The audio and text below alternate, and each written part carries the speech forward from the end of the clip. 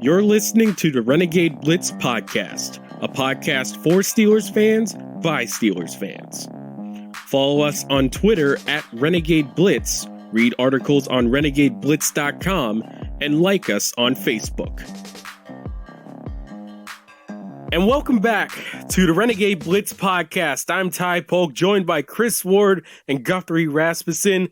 We're here to talk about our favorite matchup, Steelers versus Ravens. And guys, another Victory Monday. And some of us didn't think this Victory Monday was going to come, but lo and behold, here we are. After a Ravens game, the Ravens had a bye week. Doesn't matter. Steelers win 7-0.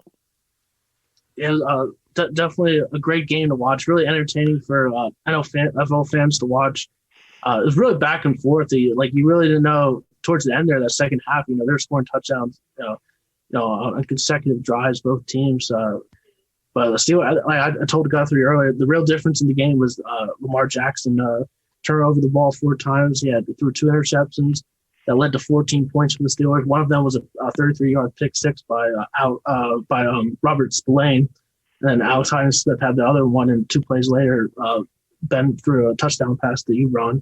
That's 14 points, and then he off of his interceptions, and then his 2 fumbles came in the red zone. So that could have been at least 6 points, 2 field goals, or 2 touchdowns for the Ravens. So we're feeling pretty good being 7-0. Keep it rolling. This is our second road game in a row. We got a third coming up. We'll get to that later on. Just feels good to be where we're at. This is a game that many insiders are saying we'd lose and then we'd possibly win the Thanksgiving matchup at home. So it's just good to win it away in Baltimore. It was a tough matchup and we came out on top. Yes, this victory improves the Steelers to 7-0, equaling the best start to a season in franchise history. The last time they were 7-0, 1978, and you know the story. The Steelers won the Super Bowl. Since 1970, 19 of the 38 teams who started 7-0 made it to the Super Bowl, which equates to 50% of teams. Out of those 19 teams, 10 of them went to the Super Bowl. The team would push themselves to an even more impressive company with a victory over Dallas.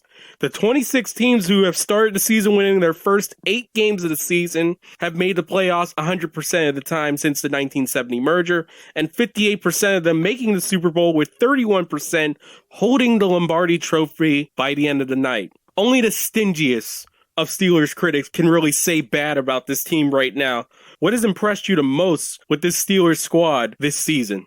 I'd have to go with Ben Roethlisberger first and foremost. Just, having him back is just the difference. We started 8-8, or we went late 8-8 last season. We're almost tying that, win category. And that's just pretty crazy to think right now.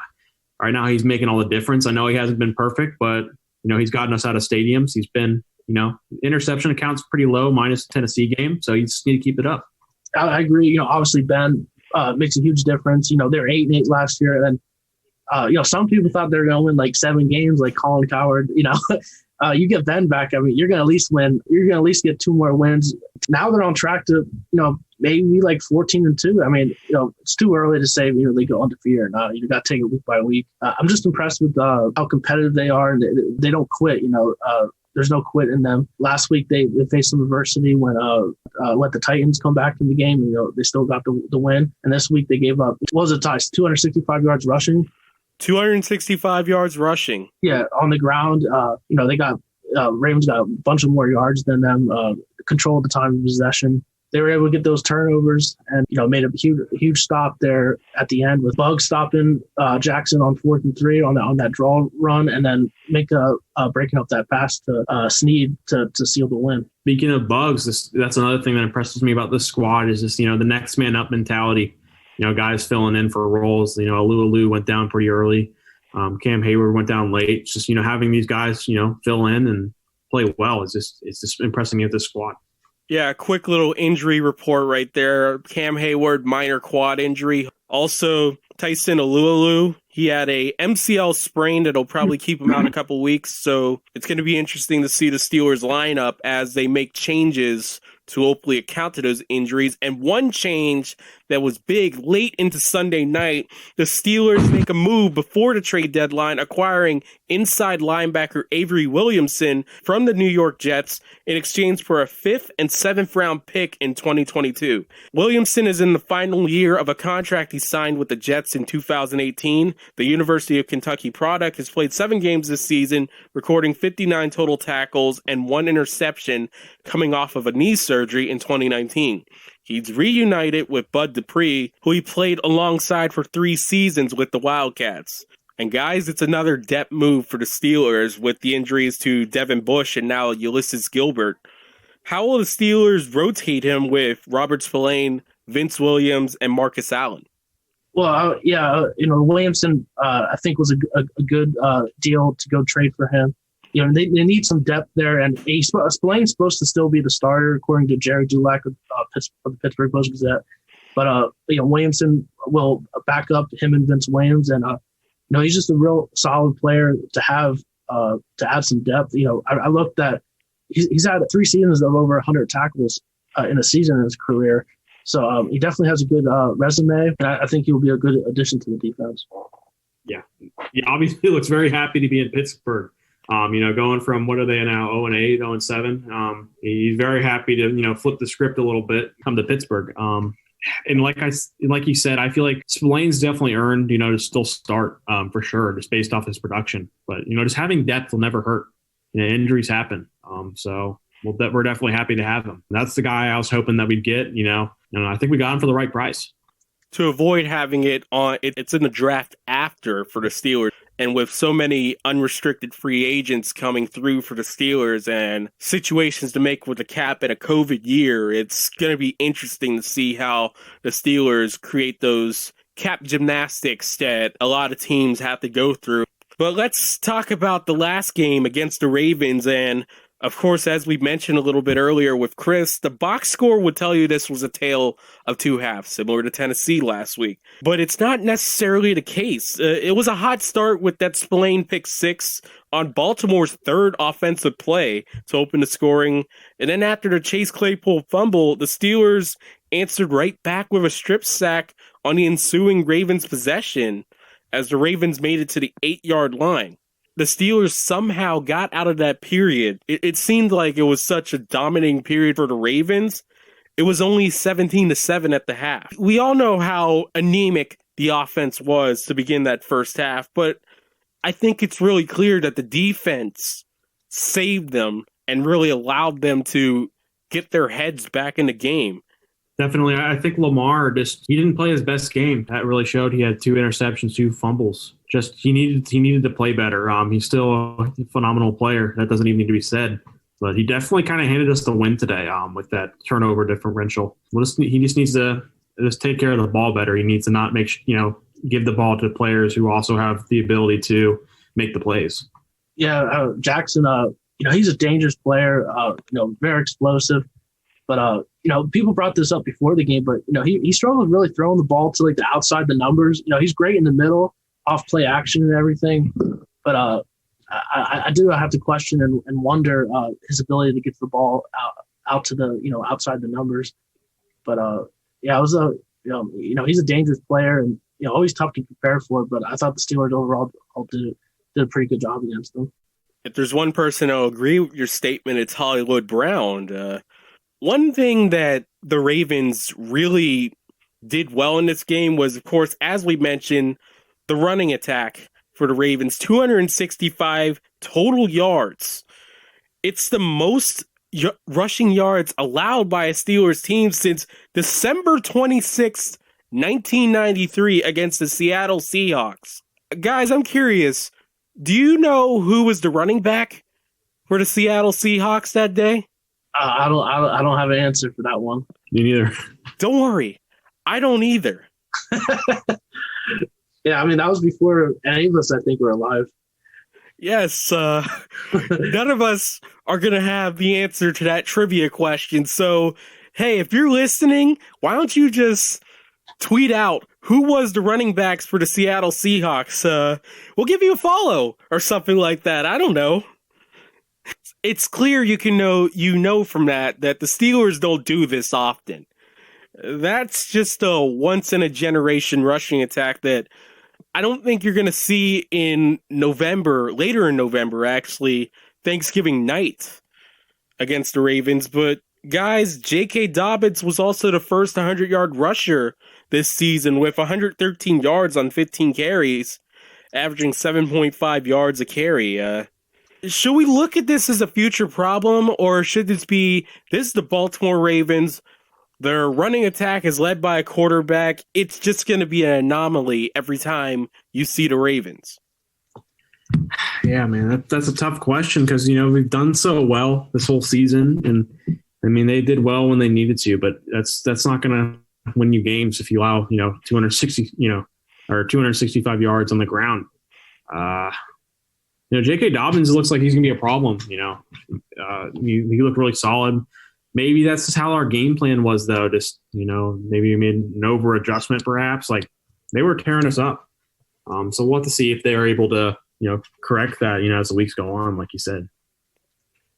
Yeah, I'm not too worried about, the run defense. I mean, they did miss Alu in that game when he went out in the first quarter. But, only one team has Lamar Jackson, and that threat as a running quarterback, that misdirection, read option, just really, really tough to defend, especially with the talent they have as the runners and running back group.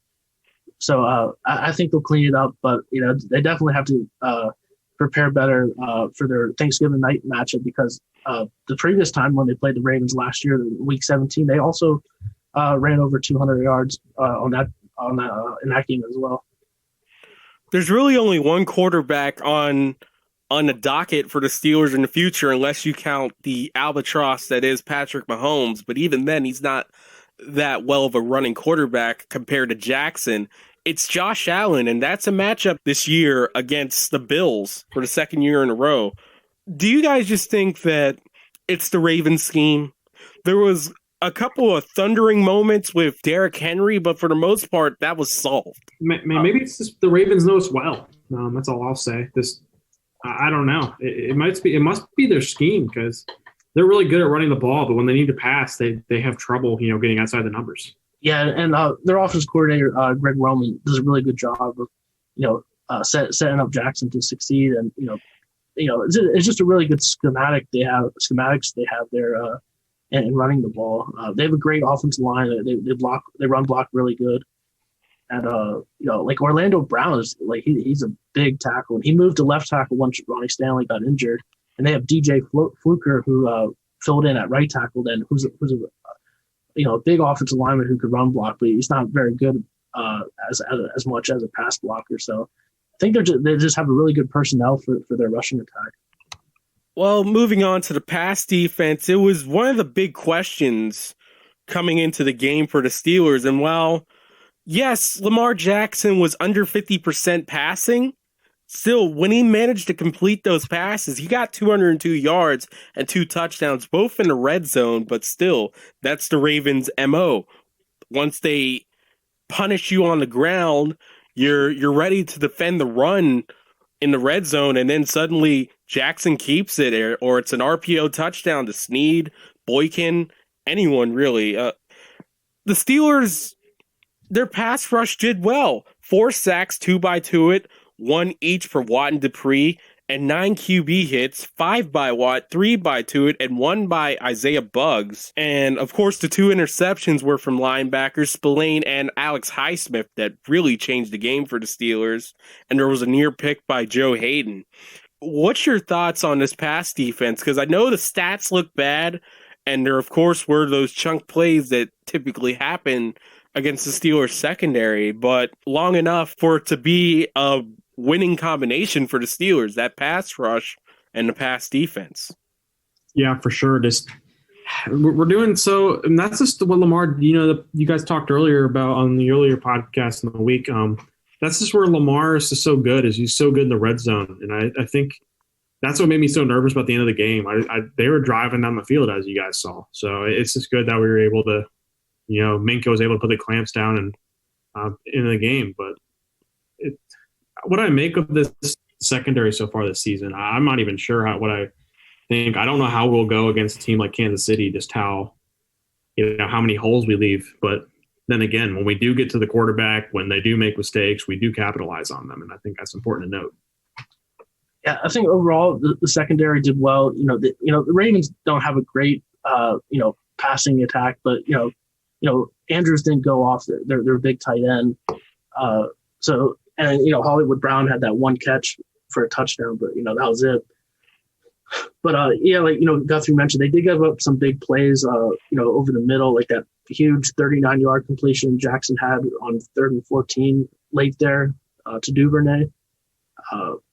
And then he had another big, like a 22-yard pass to Snead was like a catch and run also. So they definitely have to clean up in some areas, still giving up, explosive plays in the passing game. But overall, I think they did a solid job against the Ravens in the passing department. And as we've been mentioning for the entire podcast, the Steelers were owned by the Ravens in just about every relevant offensive statistic across the board, except, of course, turnover battle. And if you want to even add on to that, the penalty side, that time of possession, 35-22 for the Ravens, 24-38. And that was buoyed by a third down attack that on both sides of the ball for the Steelers has been an issue. The Ravens were 8 for 15 and also 1 for 2 on fourth downs, and the Steelers were only 3 for 9. That was really one of the big things that just bogged down the Steelers in the first half. Connor had some success, 9 carries for 42 yards, but man, early on, Ben Roethlisberger just couldn't connect with his receivers. Guys, just talk a little bit more about that. I mean, I think that's a testament to how well their corners are. Obviously, Marlon Humphrey, the guy we mentioned, the peanut punch guy. I mean, he's a threat. We saw Marcus Peters, the forced fumble. I mean, I think it's just these guys were doing really well in the first half and even in the second half. What was our highest receiver was Juju with like 67 yards. I think that was. I think they just did their job quite well. Yeah, the Ravens, they have a great secondary, probably the best in the league. They have 2 all-pro corners and Marlon Humphrey and Marcus Peters, and they play really physical. And like what Guthrie mentioned, they do a great job of punching the ball out, as we saw when Marcus Peters forced a fumble on Chase Claypool, and then Peters ended up recovering it. So they're definitely a talented group. And I think what was hurting the Steelers early on was that the Ravens were blitzing a lot, especially on 3rd and long situations, and they're playing man-to-man coverage, and the receivers just weren't winning their one-on-one matchups, and Ben just couldn't connect with them. And then the second half, they started to run some rub routes and beat that man coverage, and the receivers just started playing better and stepped up to the challenge. I want to know what your guys' thoughts on Juju SmithSchuster's performance. He was held out in the first half, but really came on in the second half with some tough catches, and you noticed that he had the posture with the ball of, I'm not going to get peanut punched again, especially towards that final drive. He was almost clutching the ball like it was a newborn baby. He was like, I'm not going to let it go. I'm not going to let it go. It was impressive to see that. Yeah, it's like what Chris was saying in an earlier thing we were doing. He said, he was like Hines Ward. It was seeing Hines Ward, fight for those extra yards. It's just so great to see, having that guy who can, he can be 3 yards out from the first down, but yet, he'll keep going. You'll push that pile the extra 3 or 4 yards to get that first down.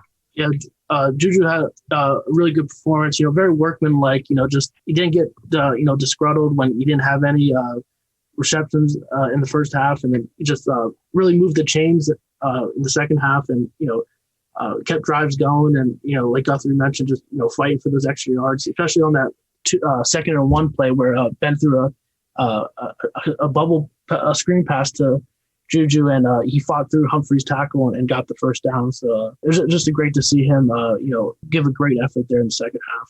And of course, we also had a little bit more Eric Ebron. He had a nice game as well. He managed to get free from LJ Fort to walk into the end zone for that 18-yard touchdown. It's another solid game for him, and the return on investment has been great with Ebron. Yeah, for sure, and hopefully we continue to see that as the season goes on. It's just nice to have that red zone target. He's built like a receiver, but he's a tight end. He can run those routes. He can He's fast. It's just so great to see him, keep excelling and being happy to be here. Yeah, Ebron really stepped up against Baltimore, and you see on social media he's just really happy to be 7-0. This is his first time on an NFL team getting off to that great of a start. He came from Colts were pretty decent when he was there. When they had Andrew Luck, but he was drafted with the Lions, so he played with losing teams before, and you just see that he's really enjoying the winning culture that the Steelers have. And also, I want to get you guys' thoughts on this. Chase Claypool has 7 touchdowns. Since the merger, that's the most by a rookie through his first 7 games. Who is the other Steelers receiver on that list? That's a good question. I'm just going to guess Louis Lips. Nope. Would it be a rookie? It was a rookie. Was it Juju? No, it wasn't. Martavis Bryant. Bingo! There you go. It was Martavis Bryant in 2014. I seen that little factoid on Facebook, and I thought it was interesting. It's proof again that the Steelers, they know how to draft a wide receiver, and it's great to see that, especially with how well Dobbins was doing, that Claypool kind of validated and reminded Steelers fans that, hey, I could do something too. Yeah, completely agree. I'll tell you, honestly, right now, I was on that train. It's like, why are we picking a receiver when Dobbins was right there? And then right after seeing Baltimore take him, and I knew that was going to happen. I'm like, oh my gosh, I live in Ohio, so I'm familiar with Ohio State and their players. And it was just like, oh no. I saw what he did every Saturday, and I really wanted him on this team. But hey, Claypool, he shut me up, and he shut up everybody else. Yeah, I've no regrets. I'm sure the Steelers don't have any regrets drafting Claypool. Brought such a different dynamic to the receivers group, and along with Ben Roethlisberger coming back healthy this year, I think he's also been a big contributor to the Steelers starting off 7-0 and really getting this offense going. They scored they scored at least 26 points in every game this year, which is kind of insane whenever you think back to around this time last year. I believe we're coming up on the anniversary of Mason Rudolph getting whopped in the head by a helmet from Myles Garrett. It's amazing. It's coming up. It was like it was a little bit later in November, but it's like a couple of weeks from now. It would be the 1-year anniversary. It's just insane. And let's talk a little bit more about Roethlisberger. Really, the bounce back in the second half, I feel like he kind of had his 60 minutes of bad football between the second half with the Titans and the first half with the Ravens. In that second half, he was 17 of 22 with a 77% completion rate for 158 yards and 2 touchdowns, no interceptions, a quarterback rating of 126.7. And guys, you heard from his press conference after the game that he was just drawing plays up in the M&T Bank Stadium dirt after a certain period, which again is putting questions of just what's going on with the play calling, because some of this bad 60 minutes of football for the Steelers, you can just attribute this to play calling. I mean, what's up? Man, what does that say about Randy? Like you're saying, just in the play calling, it's just, let him, have the keys more. Just wait till we see Ben play a complete game, or, a full 60 minutes of football. How will we do? How many touchdowns will we have? Have we even seen that this year? Maybe in a couple games early on, but we're definitely going to need to do that when we play, harder teams later on down the stretch like Buffalo. We're going to need to play a full 60 minutes of football against a tough team like that. I don't know. They just need to find a happy medium with play calls and then letting Ben, run no huddle and, reminds me of backyard football. It's just weird to see the professionals do that. But hey, it worked. Yeah, if you want to have one quarterback to play backyard style football, it's Roethlisberger, because he's done a lot of that over his career. I think it was like a vintage Roethlisberger performance. He likes playing in that no huddle where he just could control the offense, and like you mentioned, that he was just telling receivers, run this route, do this, and they made it work. And as far as the play calling, Fichtner, like you guys mentioned, he needs to find like some type of rhythm and be a little bit more consistent, and maybe not give up so much on third and long situations like he did against Baltimore, where you saw where they threw like a short screen pass to Connor, and then he would just get tackled, not even close to the first down marker. Didn't he run on a third down and it just like a collective Twitter bunch was just like, what are you doing? That was the worst one where he just ran that run on 3rd and 10. It's like even Romo questioned it during the broadcast. Yeah, when Romo questions it, you know you did something wrong. But also, there was another thing that happened during this game. In the middle of that 17-7 Baltimore run, T.J. Watt got into a couple words with Keith Butler, the defensive coordinator for the Steelers. And if we would have started this podcast last year, we probably would have been lumping in Keith Butler with how we felt about Randy Fichtner. It's just like, guys, do you have anything to say about that? Man, I'm just hoping it's just fire. I mean, that's what hopefully not everybody takes it out of context. I definitely didn't. I think, Watt's a fiery player. He's passionate, and I bet, they spend a lot of time together. I bet, there was nothing. I think they may have had a little disagreement, but that's just football. I mean, I think they're just talking through plays, and I think, it's just the wrong time for the camera to pan over and see that moment. Yeah, definitely. But both guys are, big time competitors, especially Watt as a player. And, they were just frustrated getting gassed in the run game. And, Watt, I don't know what they were talking about, but they're definitely giving it to each other. And, it's good that, it's not an issue going forward at all. Watt said after the game, that's just part of football. And, that comes with the game. And, they came out with a win. And I'm sure after the game they were all good and stuff. And, they made up. It's just weird, man. You don't ever want to see an unhappy Watt. They got that down in Houston. It's just you don't want to see that up north here. Yeah, you'll get fired. Like B.O.B. did. But, man, like I said, it seems like everything's all right. Man, like I said, bad time for the camera to pan over. What's the one thing that you wish the Steelers would have done well in this game? I wish they would have ran the ball better. I'm glad we won, but I think we should have, gave some more chances on the run game. The other guys, like that McFarland play, he looked like he was about to break one there, but, he only ended up getting 1 yard. I wish we gave him some more opportunities, especially in his home state where he went to college. It's been cool to see him have a couple more, plays there, but I'm still happy we won. Definitely the run defense. I think that was the biggest issue in the game. I would like to see them, just defend Baltimore's, rushing attack overall better because that's 2 straight games with over 200 yards rushing. So, they just have to do a better job in stopping the run. Yeah, and one thing about that rushing attack, only 16 attempts. So when Baltimore owns time of possession and they're in the lead, you can't really run that much. What's the one good thing that you guys think that you guys have seen from the Steelers' performance against the Ravens that they have to repeat in the coming weeks? For me, turnovers. I'll keep it short. I want to keep seeing more turnovers, especially as we play teams like the Dallas and the Cincinnati Bengals. I want to see more turnovers as we go. Just keep translating.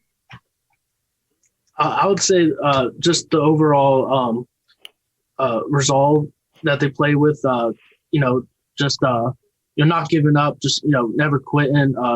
Their next 3 opponents, they're going to be highly favored. But now that you're 7-0, every team's going to be hunting for you. So you just have to have that disciplined, mindset and come to work every day, and just not overlook any of the opponents because any team can knock you off any week.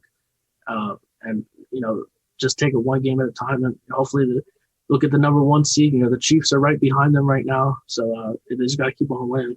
Who are your guys' players of the game? For me, I don't necessarily have a player of the game. I'll say it's the linebacker position. They could be the position of the game for me because they were the driving factors with those 2 interceptions. Yeah, for me, I would say Spillane. Just that linebacker group was so solid.